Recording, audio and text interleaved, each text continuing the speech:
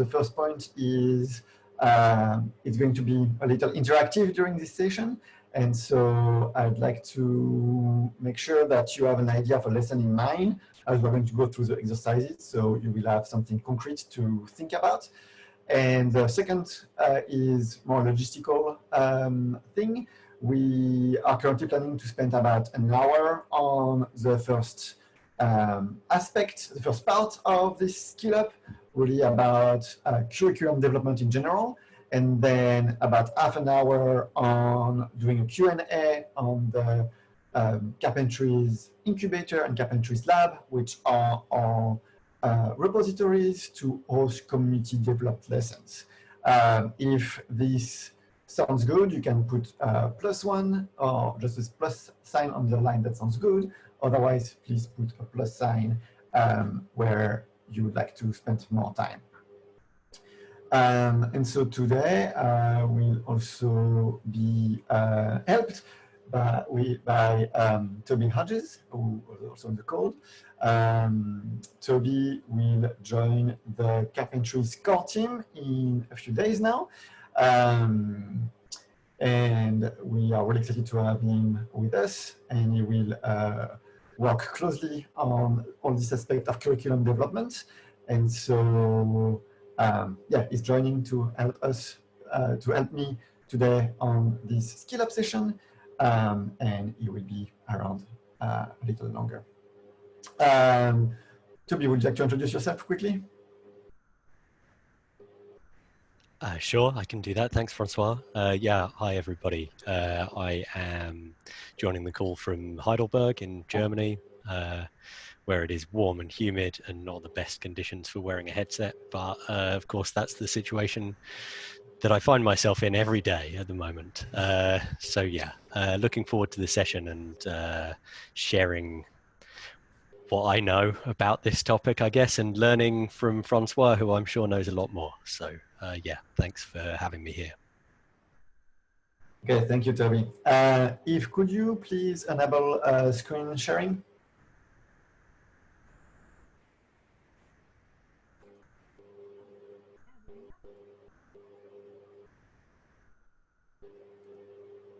Okay, perfect. Let's see. Get the wrong one, the right one, sorry. Oh. Okay, so can everyone see the slide that we'll be presenting today? Yes.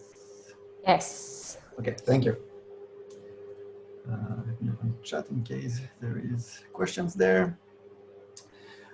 Okay, so let's get started.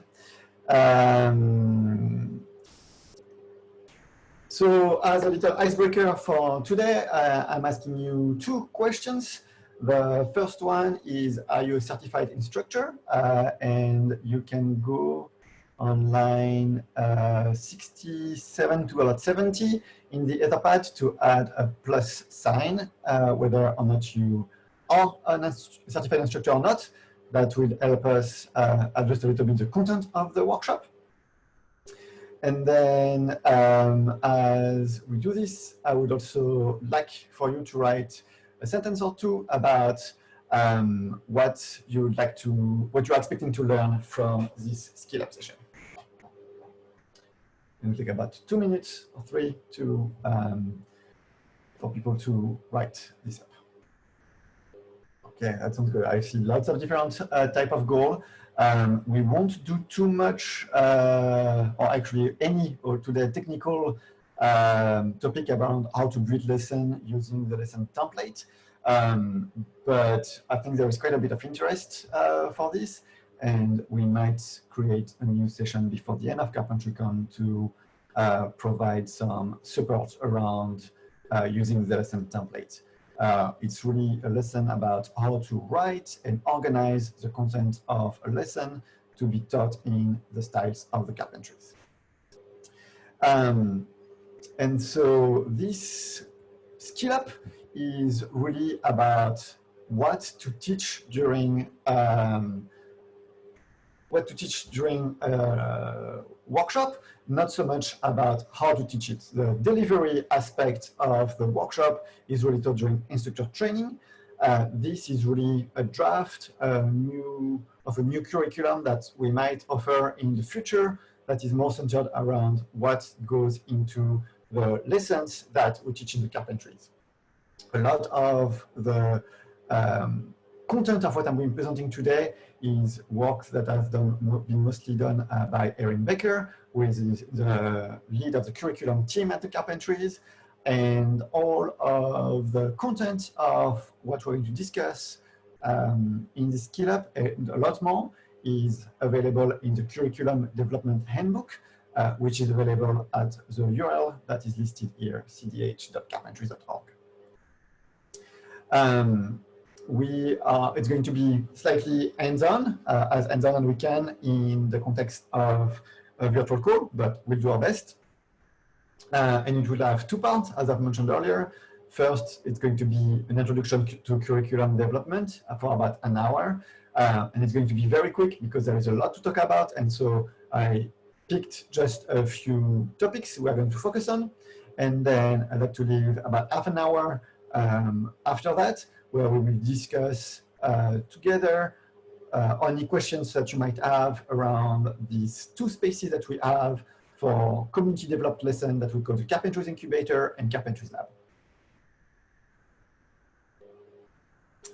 So as a first little exercise, we are going to take 5 minutes, and there is a countdown timer here that I just started, to think about a lesson you'd like to teach. If you join the call early, you may have a little bit of a head start on this, but I would like you to start thinking about a lesson that can be taught in 1.5 to 3 hours in a workshop setting, like carpentries workshop setting, and that any topic that you would expect that you can be taught in carpentry style, so anything that is data science related or computing related or anything technical really, and your audience can have any skill level. And you are welcome to write this down in the Etherpad, or you can keep the notes for yourself. And I will ask a few volunteers at the end of the 5 minutes to share what they would like to teach. In the meantime, if you have any questions or comments, feel free to put them in the Zoom chat window.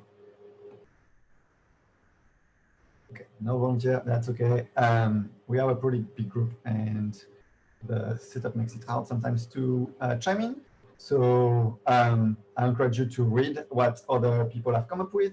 There is a lot of interesting things there.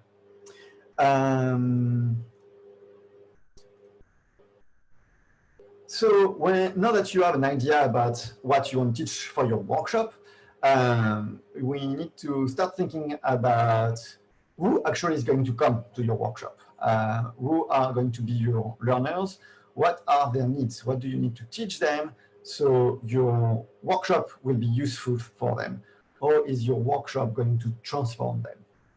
Because really the goal is to take people who may not know what they don't know, or maybe who are frustrated because they don't know enough to be able to be proficient in the task that they need to perform in their research or in other contexts. And hopefully your workshop will help them be proficient and at least give them the confidence to learn more about the topics they need to know. So we are first going to talk about the target audience and the personas. So depending on when you took instructor training, you may have learned about personas. They are used in the field of design to understand who the audience of a product is going to be. And so in the context of a workshop is who your learners are going to be. You create fake people that allows you to make your intended audience less abstract. And by coming up with these profiles, it helps you identify the skills and the needs of the people who are going to come to your workshop. And while the exercise might seem at times a little silly, it actually provides a very useful framework to help you make decisions when you are going to have to decide whether you're going to include or not a particular concept in your lessons. And so let's do this on the Etherpad. I would like you to answer the question, which question should you ask yourself when trying to identify your audience? So while you are thinking about your workshop and you'd like to have people come to it, think about the question you need to ask yourself to try to imagine the profile of the people who will show up at your workshop. Again, there's a lot of great questions here. Thank you all for playing along and coming up with great examples.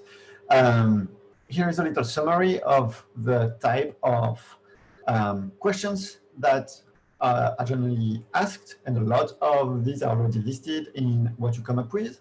But one, it might be, what is the expected educational level of your audience? Are you targeting undergraduate, graduate, postdoc, even faculty with your lessons, or maybe people outside of academia? What type of exposure do your audience member have to the technologies you plan to teach? What type of tools are they already using? What are the pain points that they're currently experiencing? And what types of data are they working with? And what are the commonalities in the data set they will encounter? So maybe if you do a workshop on a general topic, maybe your audience will actually work with slightly different version of type of data in their research, but maybe they share some of the same commonalities, even if they are in different fields. And something we see, for instance, when we teach the data carpentry ecology lesson, a lot of people who take this workshop are not ecologists, but the type of issues that are addressed by this lesson and the type of issues that we talk about in the data sets are very common to many different fields. So once you have all these answers to this question, you can start writing a profile of a persona. This is actually taken from the old software carpentry persona. And they talk about a graduate student who does some type of ecological work, and he needs to analyze a lot of data, but doesn't know any programming. And so this persona is structured in such a way that we understand the background of the learner, the type of knowledge they have before coming to the workshop, the type of training they need to be efficient, potentially some special consideration. Putting this in the persona is not to be caricatural, but mostly it's a good reminder that the audience of your workshop is going to be diverse and will have different needs. And in the carpentries, we aim to be as inclusive as possible. And so paying attention to special consideration when designing your curriculum will be useful to make sure that it will be inclusive and will reach a broad audience. And finally, kind of the specific on how your workshop, your class is going to help this person answer the needs that they have for their research in this case. If we had more time, we would spend it trying to write a persona, but we don't have quite time. We have some resources in the Curriculum Development Handbook on how to do this, and I encourage you to go through the exercise if it's something you plan on doing. And I also encourage you to write maybe more than one persona, because it's rare that a single fake person is going to capture the diversity of the people who will actually attend your workshop. So write 2 to 3, depending on the breadth of the diversity of the people who you expect coming to your workshops. So now that we have the target audience for our workshop, we are going to talk a little bit about the reverse instructional design. And here the idea is to start developing the content of your lesson by first identifying the practical skills you want your learners to know by the end of the workshop. And so that's a little bit this last paragraph we just saw when we're talking about the personas. How is your workshop going to help? What type of practical skills are they going to learn by coming to your workshop? The second step will be to write the exercises, the challenges, so your learners can practice and integrate the different skills that they are going to learn throughout your workshop. And once you have the end goal, kind of the different steps that bring you there, you can start thinking about what actually needs to be taught. And one of the goals of backward design is to keep your teaching focused, because it's very easy to start writing a lesson and you go on, you get sidetracked and you start adding more and more content because you didn't really anticipate how much you needed to cover when you were planning your lesson. And so it's a very useful exercise to keep your teaching focused on your end goal while avoiding distraction. And in the process, it reduces the cognitive load. And it also increases the motivation on your learners because they don't get sidetracked in a million directions. You stay focused on the end goal. And the idea is to use it a little bit as a roadmap. It's a way to plan what will go in your lesson, but it's not necessarily set in stone. It's something that you may want to revisit and iterate over as you are developing the content of your lesson.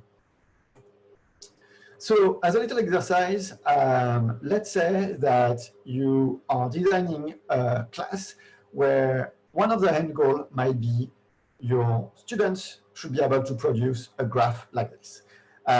This is based in R using the ggplot2 library or package. And here we see a few things. First, with the scatter plot.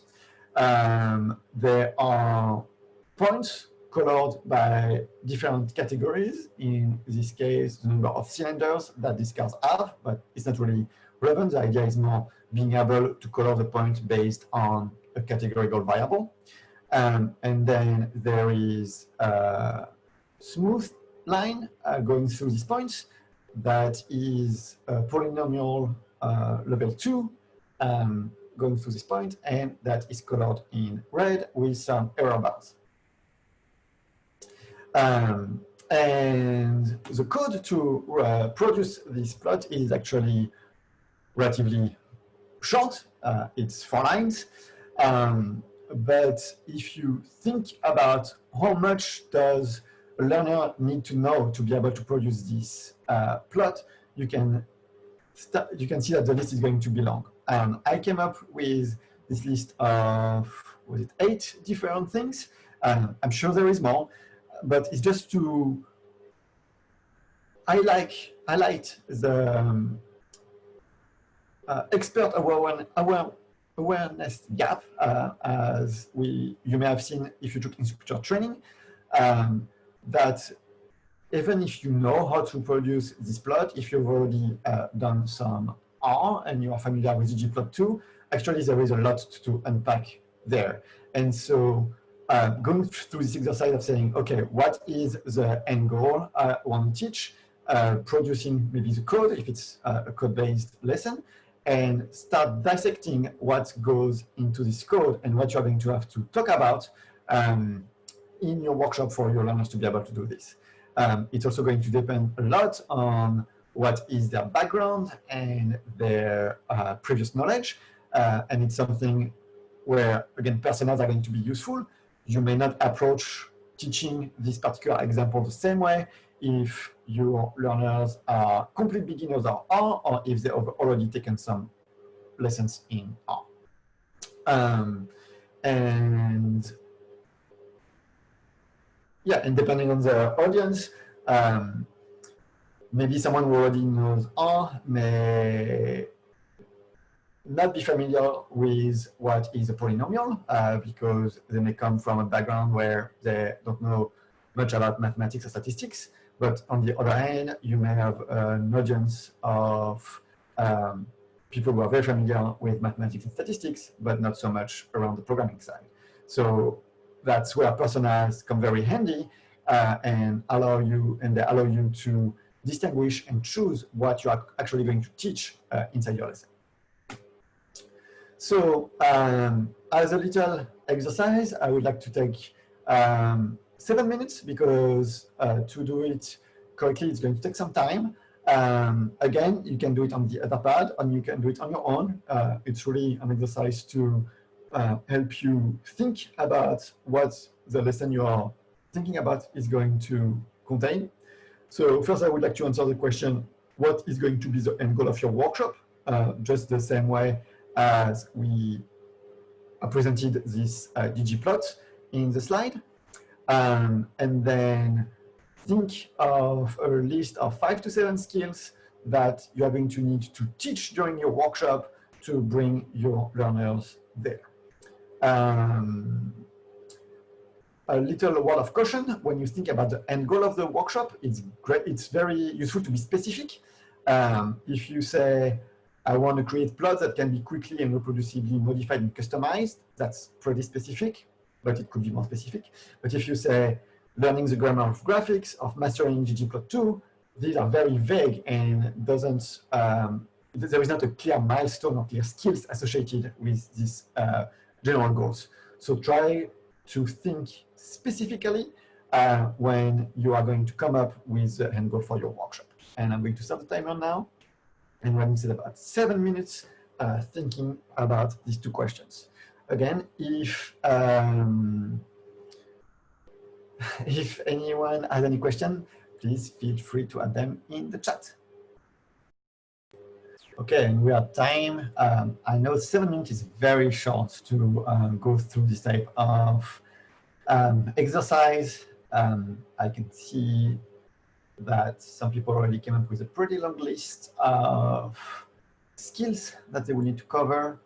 And just in case someone would like to speak up, I'm going to maybe give 30 seconds for someone, in case someone wants to volunteer, to write hand in the chat, and we'll open up the mic.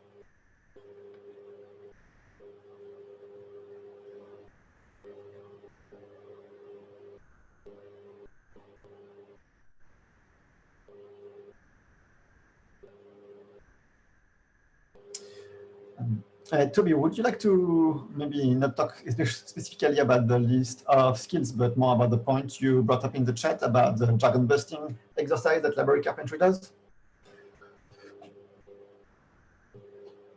Sure, no problem. So I think in the Zoom chats, an issue was identified that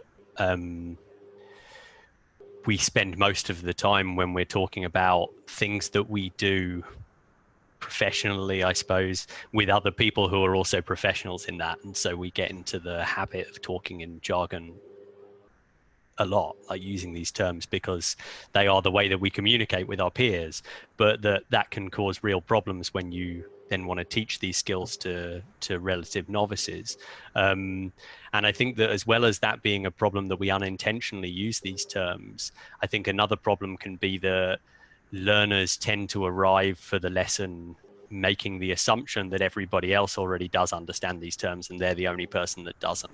And the thing that I think is nice about this exercise from a library carpentry workshop introduction is that it kind of gets the learners to talk to each other about the jargon terms that they've heard in the context of whatever is being covered in the lesson and that they don't fully understand or perhaps don't understand at all. And maybe the other one that they're paired up with can explain it to them, or maybe they can't. And then you kind of join those pairs together into groups and repeat this process and you build up a list of terms that you know you need to explain. And you will also, I expect, find examples of terms that people find demotivating that they've heard people using, that are then terms that you know to avoid as well. And I think that it's a nice exercise to have near the beginning of a lesson, because it helps you better understand the level that you have of prior knowledge, I suppose, for the lesson material within the group that you'll actually be teaching. Great, thank you, Toby. Jesse has a hand. Jesse? Yeah, I guess maybe one of the things that could be assumed here is that even as we're busting the jargon, we're actually then training the attendees to then use the jargon. Would that be an assumption? Like we're not using it too hard early on so that they don't feel like there's a wall of language between them and learning. And then at some point, we're teaching them how to build the wall so that it can show them that they are learning. Does that seem like that might be a compatible idea?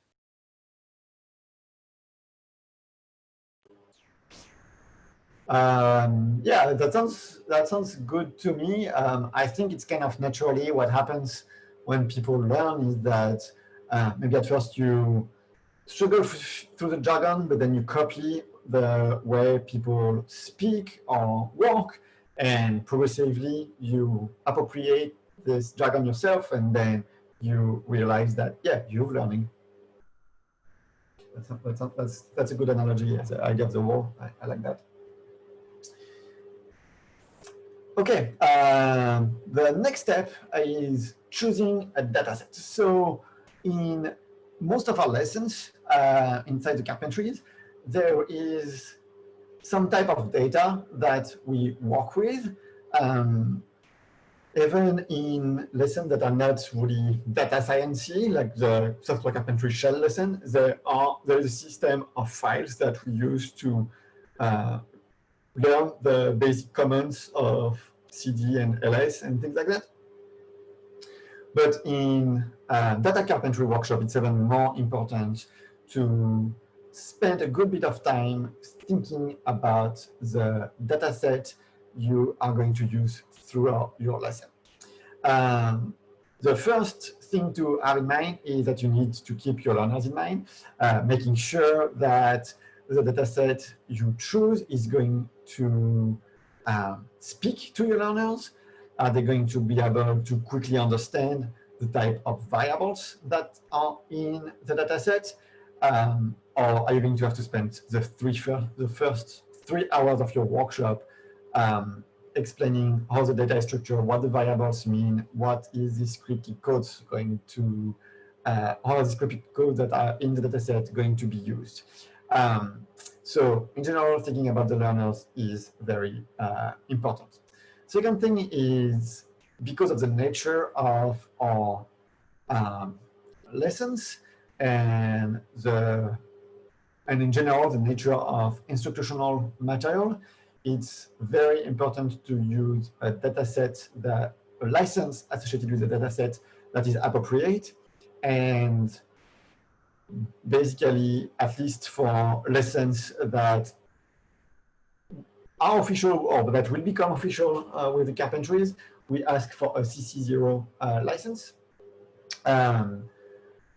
Another key feature is that the dataset needs to be real, and doing work with fake data is not as motivating as using a real dataset. And then, yeah, there needs to be a clear motivation about why the data was collected, what was the reason behind it, and the type of questions that can be asked. A good candidate for a dataset is you look at the data and you look at the variables, and pretty quickly you can have a few questions that come to mind about what you could do with the data. For instance, if we talk about the Gapminder dataset, you could say, how is the life expectancy is changing over time for different countries across continents, or things like that.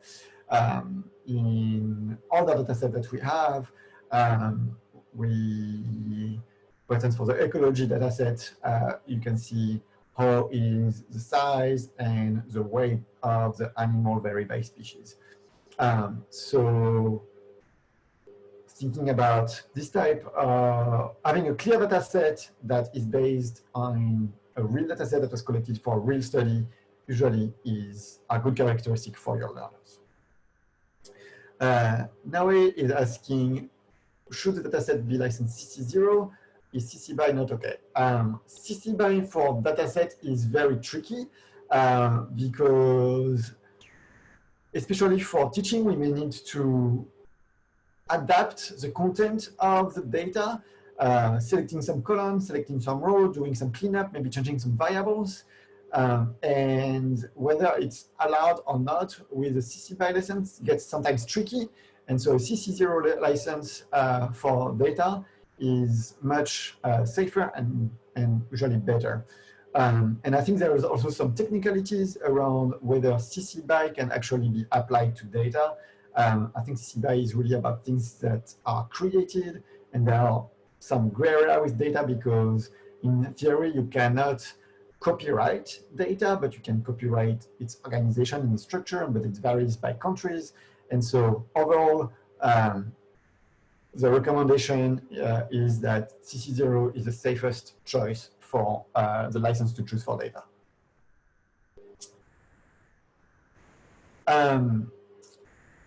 And sometimes, while it's very nice to use real dataset can be messy, and so it can be useful to modify it and change it for teaching purposes. So if we take again the example of the dataset that I'm most familiar with, the one that comes with the data carpentry ecology lessons, the original dataset had a few issues that we had to address. For instance, in the column F here, if you can see on the screen, column F here, the species code were a 2-letter code, and in the original dataset, one of the species was coded NA. And if you are using R, you know that if NA is the code used for missing data, and there are ways around it. But for beginners, as it's the intended audience for the data carpentry ecology lesson, we didn't want to introduce this extra cognitive load of dealing with something you had to walk around to even import the data set. So we changed the data and removed and recoded the species that were NA into something else. Another thing we can do is that it's also to teach the principle of good data organization. We created modified version of this original research data set to create messy versions that we can then use in the spreadsheet lessons.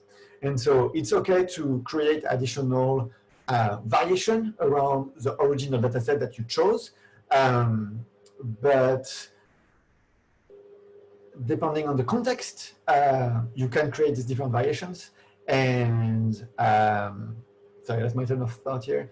Yeah, you can create the different variations, but don't create too many variations because then you actually create cognitive load on your learners. So to maybe summarize, use a consistent data set across all of your lessons, and you can create variations, but don't create too many variations because then it gets hard for your learners to reason, to think about all these different data sets.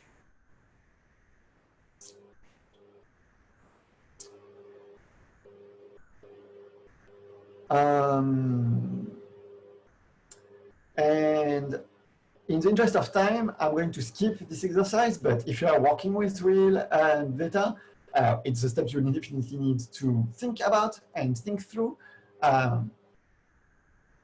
when you are deciding of the data. So instead of browsing data repositories with not a clear end goal in mind, thinking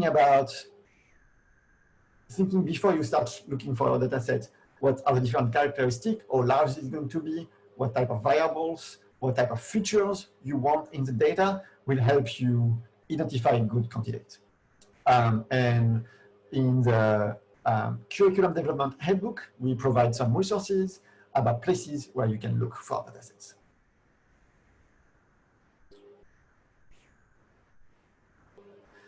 So a little earlier, we came up with this end goal, what your learners were able to do at the end of the workshop.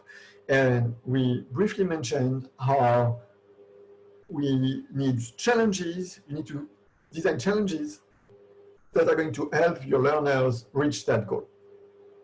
And a good place to start is using the list of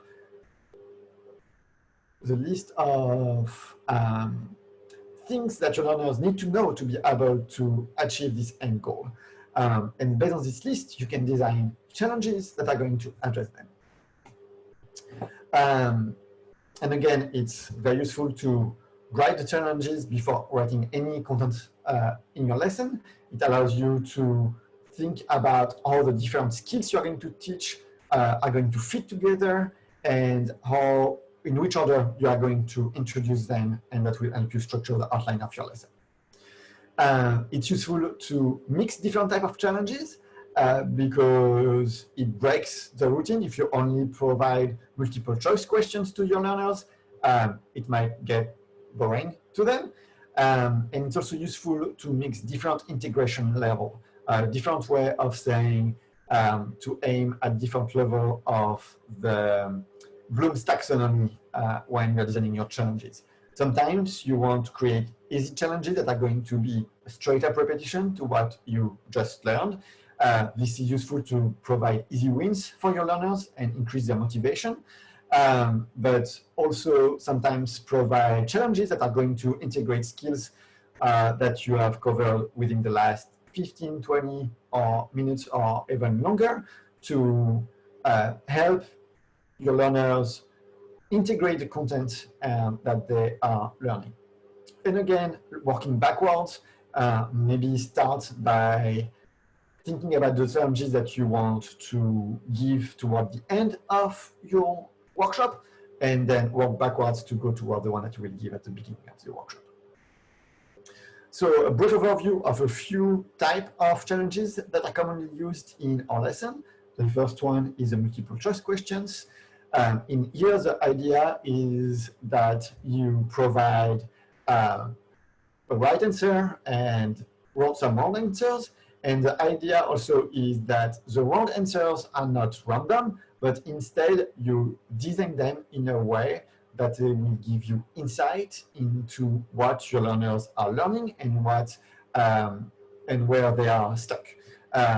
And so in this example, where we would be teaching, for instance, how to use the dplyr package in R to perform operation on a data set around selecting some rows and some variables around two different verbs, select and filter. There is a right answer, and then there are wrong answers that here I chose by, in one case, inverting just the verb, but keeping the content of the function the same, and the other one by changing the order of the operation. So they're not very original misconceptions, but that may be a way to get some insight into what your learners are understanding and what they're still stuck on. Another common type of challenge is called the Parsons problem.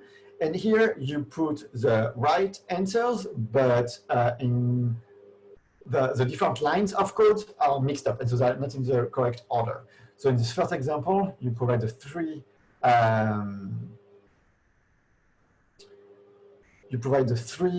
different lines of code, and you need to find the right order to get it right. In the second example, you can introduce some distractors to make it a little harder. You only you provide more answers that are available. And Parikshit, I'll double check, but maybe I made a typo when I typed the exercise, but yeah, I'll double check. Thank you for pointing this out. And then another common challenge is to, again, fill in the blank, where here you remove some information from the actual code, and you can decide which, and yeah, by selecting what you leave out blank, you can make the problem easier or more complex, but you can also emphasize different aspects of the learning. Here, based on what we did, we blanked out the actual dplyr verbs that are being used, but also a lot of the conditional operator on the second line. So depending on whether it's something you wanted your learners to be very confident about, it's something you could have left it, or you can, as in this case, removed. There are a lot more type of exercise. And there is a blog post by Craig Wilson where he lists a dozen of them. And it's a useful resource if you're looking for inspiration on how to design your own challenges.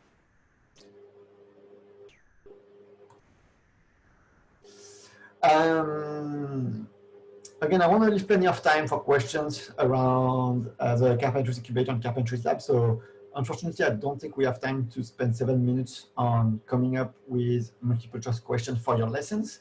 But it's a great exercise as you are planning your lessons to come up with these exercises early on and try to think about them. One of the most common type of feedback we get from the learners from our workshops is that they really enjoyed the challenges and enjoyed having a chance to practice the skills that they are learning. So it's really, really worth the effort of coming up with good exercises and that are interesting and that will be useful for your learners because that's really what is going to stick with them.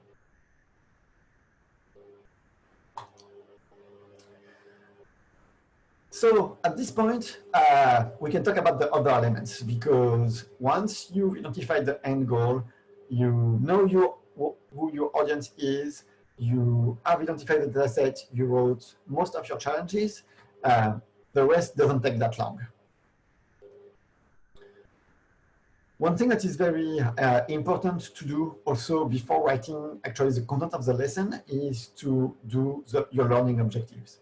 So the learning objective is going to be one of the first steps in allowing you to start structuring the content of your lessons into episodes, as we call them, the carpentries or chapters in other contexts, but really as a way to decide what you want to teach when.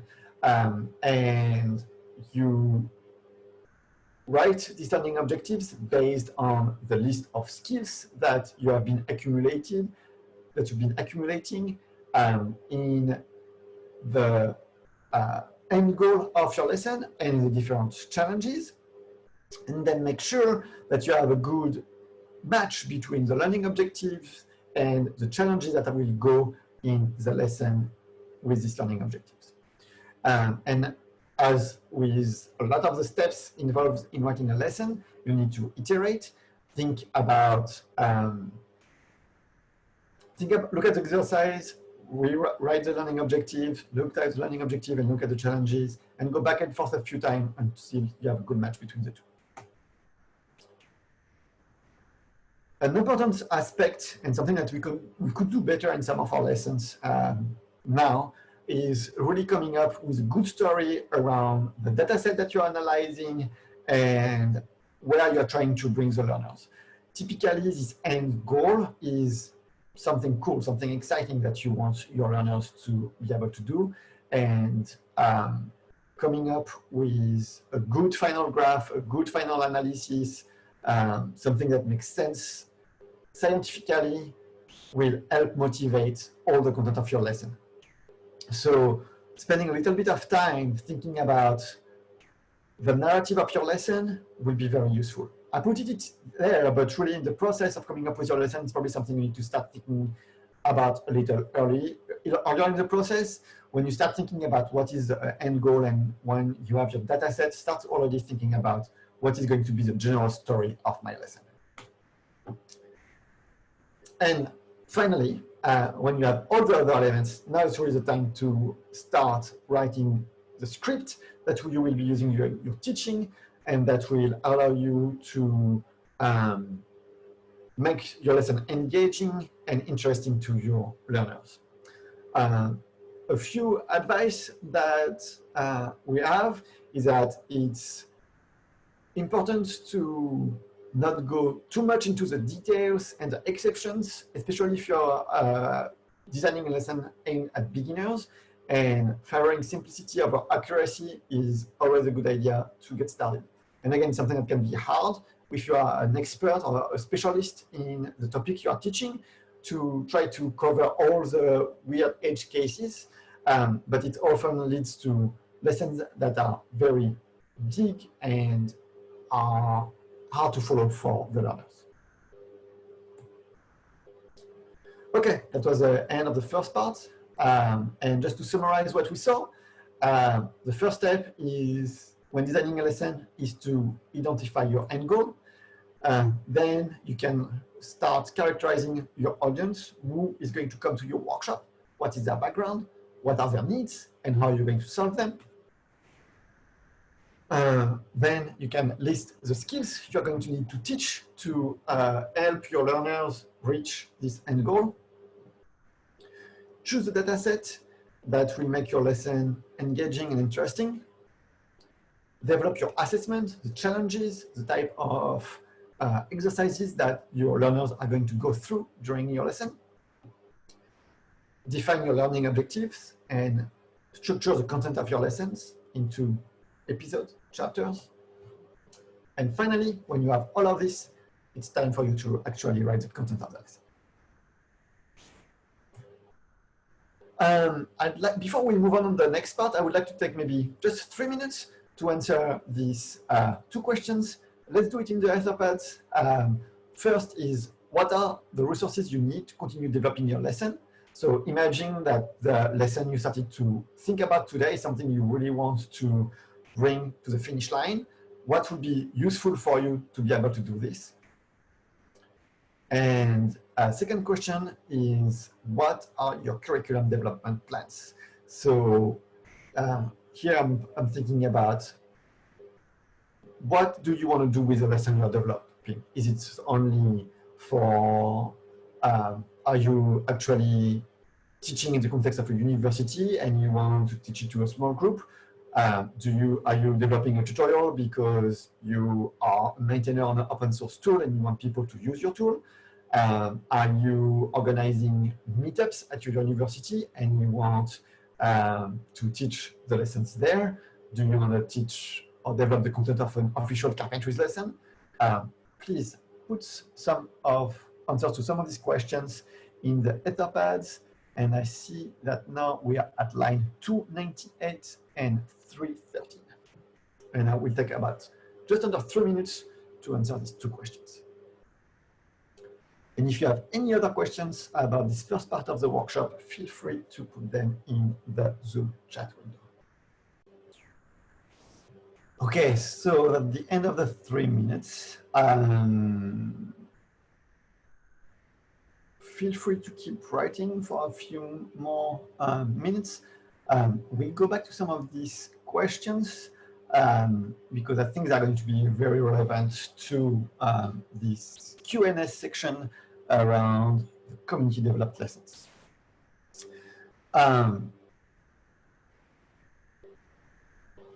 So we are in the process of expanding 2 aspects of community developed lessons. And this is really in response to the fact that there is a lot of interest in the community to develop lessons in the styles of the carpentries. Unfortunately, the carpentry resources are limited and we can't curate and manage hundreds of lessons on dozens of topics. So we need to be focused on a few lessons that have high demand. And so that's why we have the core curriculum, the official curriculum, the way we currently do. However, we definitely want to support and help the community write lessons that make sense for them, even if they are not maybe as broad of an interest in the topics that they are covering the same way as our core curriculum does. And so we are in the process of developing these two spaces. One is called the Carpentries Incubator and one is Carpentries Lab. Toby, who is on the call here, will play a key role in the community aspect to develop these two spaces. And so let's talk about them a little bit. The first one is Carpentries Incubator. And here the idea is really to have a space for the community to do collaborative lesson development. It seems that while it's possible for people to do lesson development under their own GitHub accounts, they wouldn't have a lot of visibility. And so it doesn't create, it's not, so we developed Carpentries Incubator as a way for people to say, hey, I'm working on a lesson on GPUs, and I have some ideas, I have an outline, maybe I've taught it a few times, but I don't know everything, and I would really like the help of other people who know about GPUs and who can help me write a lesson on GPUs. And so by putting the lesson inside the Carpentries Incubator, instead of keeping them inside their own private repository, they can attract other collaborators that could help them with developing this lesson. The lesson in the incubator, as the name suggests, is really a work in progress. Some lessons might be finished, even if finished for lessons can be debated. But it's okay for lessons that are there to be a work in progress, that they're not perfect, they're not polished. We're trying to provide some visual and metadata clues to say this lesson is not quite ready for broad scale teaching, but there are some aspects that are ready, and with a little bit of work, you have enough information and background to actually teach this content to others. But beyond being a place for collaboration, it's also a place to share ideas. Right now, we're using a system of GitHub issues to try to have a list of lessons that are available for others to contribute to, but we are hoping to develop some other mechanisms that really make it easier for people to share their ideas and in general to discover lessons. The Carpentries Lab is not quite as active. Carpentries Incubator is not very polished, but it's kind of working. We have about, I think, 20 or 30 lessons there right now. Various type of development. Some are very advanced, some are more like conceptual stages, but it's active. Carpentries Lab is not quite active. This is slightly different. The idea is really to have lessons that are ready to be taught. They should be in good shape. They should not be almost no real issues in the lesson. It should be complete. There should be all the learning objectives, all the challenges. There should be a clear README, all of that. And so we consider them high quality. They go through a system of open peer review, very similar that we envision this process to be very similar to what our OpenSci does for our packages, with the option to do a publication of the lesson in JOSE, the Journal of Open Source Education, which is an online journal that will provide you a stable DOI and something to cite for your lesson. And so the end goal would be for to provide a venue for people to get recognition for the effort and the time they put into lesson development. And so now I would like to open up the floor for all your questions. Feel free to put "and" in the chat if you'd like to speak. If you prefer, you can put your question in the Etherpad below line 350.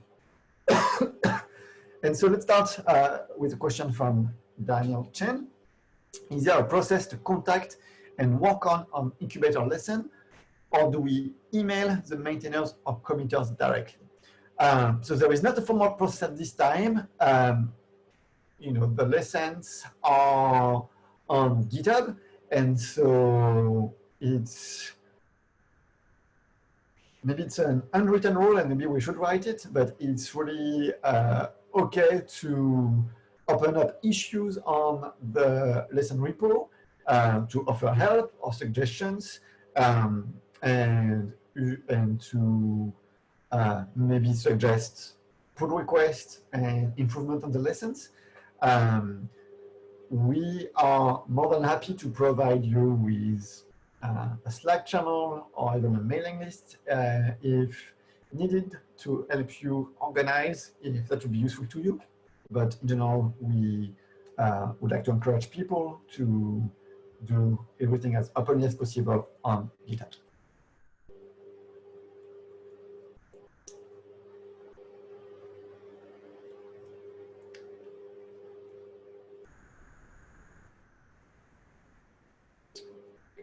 What are your questions about the Carpentries Incubator and Carpentries Lab?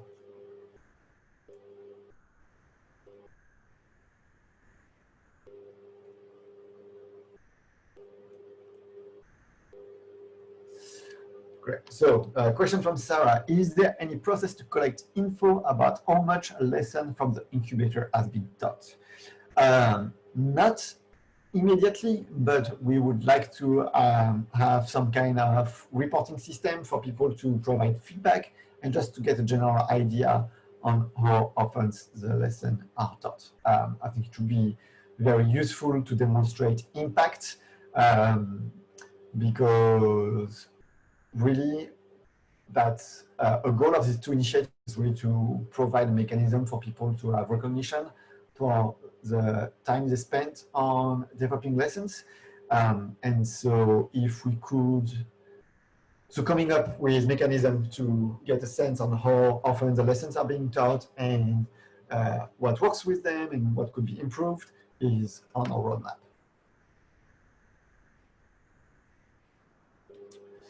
Okay, Peter asked, does the CAC, which is the Curriculum Advisory Committee, determine when a lesson moves from the incubator to the lab?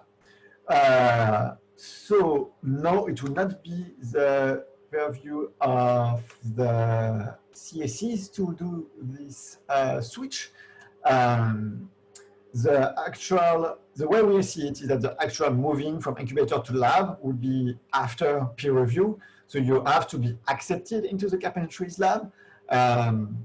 And so that would be the process of going through the review, and so to be the reviewer and kind of the editor of the Carpentries Lab, who would say it's okay for you now to transfer the lesson from incubator to lab, but that would be a process that will be done in consultation with the original author of the lessons. That would say, okay, I'm interested to move to the lab, and so I'm applying for the review process. And there will be this open review process where people from the community will look at the content of the lesson for adherence to the Carpentries guideline, some general pedagogical content, making sure that there are no bugs, that the code examples work as they should, that the challenges make sense. And then once it goes through peer review, then it could be moved to Carpentries Lab.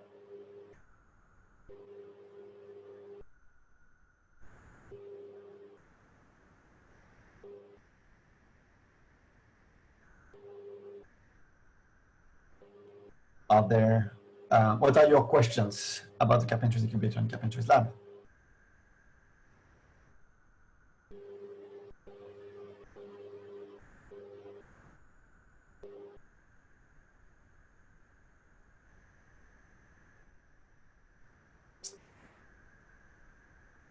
Okay, I would like maybe to bring back up a comment that I guess Toby and Sarah brought up around how can we help people in the community to find each other if they're interested in working on lessons on the same topic. And there, again, the idea would be to use the system of GitHub issues. I believe that the repository called Lesson Ideas in the Carpentries Incubator. And there you can browse issues that other people have opened about various lesson topics, or you can open a new one. And we are hoping that people with the same idea could start organizing there on different lessons.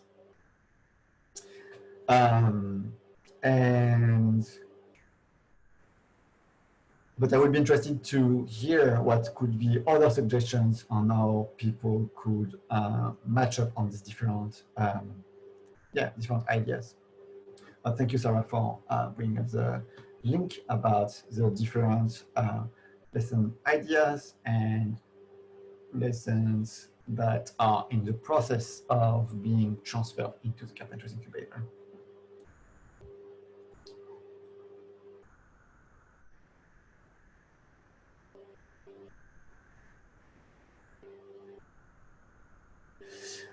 No, stable at this time only means that the lesson has been taught a few times, especially by people who are not the original author of the lesson, and that the content of the lesson is polished enough that anyone could go to this page, use the information that is available there, and teach the lesson themselves.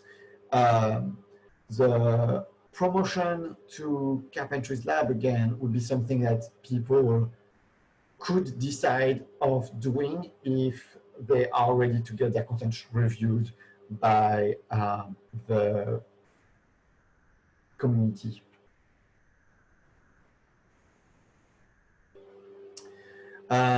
Sarah is asking, do you advertise in Carpentries Clippings, which is our newsletter, if you're not familiar with it, or somewhere else, that there are XYZ lessons that are looking for collaborators? We don't do it at the moment, but it's a great idea, and I think it's something we should look into doing. Thank you for the suggestion, Sarah.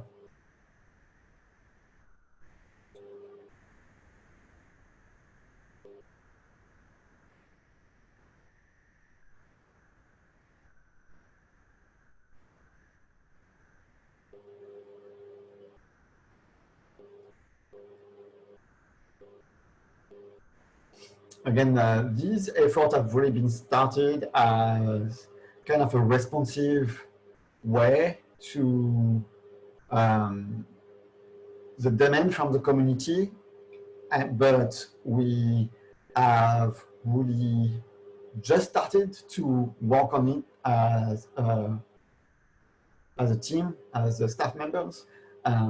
But we still be starting on board soon. We are going to see a lot more things happening in these spaces. And so I'm really hoping that even by the end of the year, there will be a lot more pathways, or clearer pathways at least, for people to contribute to these two places and start to make contribution and give visibility to content that they may have developed for their own needs, and really giving a space for these lessons. We don't have a lot of metrics on how much people use our lessons. It's something we are slowly working on, but for some of the official lessons, the most visited lesson have over 30,000 unique hits a week, a month, sorry. 30,000, yeah, a month. And so there is potential for really a lot of information and a lot of visibility for the content that you develop. And so it would be great to provide value for that. Toby, I see you have a hand, and I'm going to quickly answer Sarah. Where can I find info on how to use the lesson template? So this is available in a repository called Lesson Example. Thank you, Toby. And it's there, it shows a little bit how the different aspects of the lesson template are currently organized. And if you need to go in the setup page to get all the software that you will need to be able to render the lessons. Toby, you had a hand. I do, but another question has been asked in the chat, so you should. I see that. Yeah. Who can initiate a lesson development in the carpentries? Anyone. As we ask just a few questions. The first is that the content of the lesson is licensed CC BY, and that you follow our code of conduct. If you meet these two criteria, you can open an issue in Carpentries Incubator /proposals, the same link that Sarah had put earlier. And if you go there, you can open up an issue. There is a template that comes up, and there you can fill out kind of the form.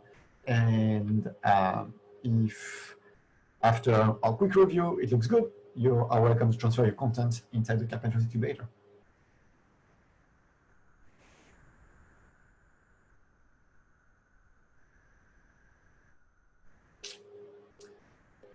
Excellent. Okay. Yeah, Toby, do you want to? Yeah, I'll briefly ask. I guess as I'm about to join the core team, I'm asking on behalf of the other people on this call. But where and how can people, after this session has finished in a minute and a half, ask meta questions, I suppose, about these two platforms, provide, I don't know, suggestions or feedback on features that they would find useful, things like that? I think for now, the best place is to open up an issue in proposals. And we really see the proposals repository as a way to submit lesson ideas and lesson repositories. But at least at this stage, it's also a good place if you have general meta issues, meta comments, questions, feedback around the incubator and Carpentries Lab. And yes, contact person, Toby. Maybe wait a few more days until he really officially join core team, but he will be your go-to person for any questions about these two community spaces. Yes, August 17th.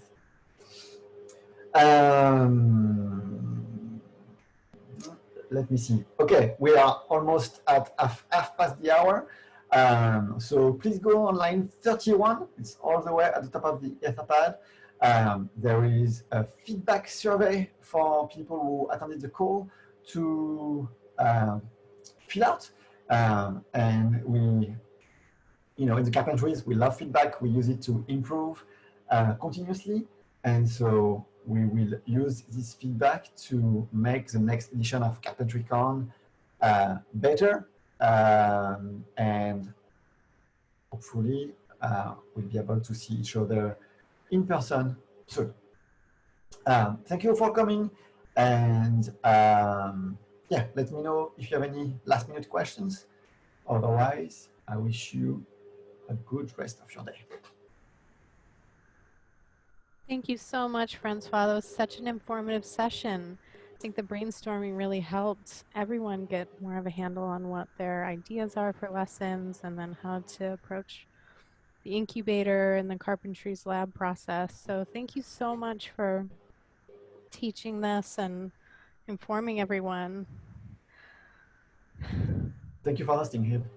And thanks everyone for joining the session today. I hope you all have a wonderful rest of your day.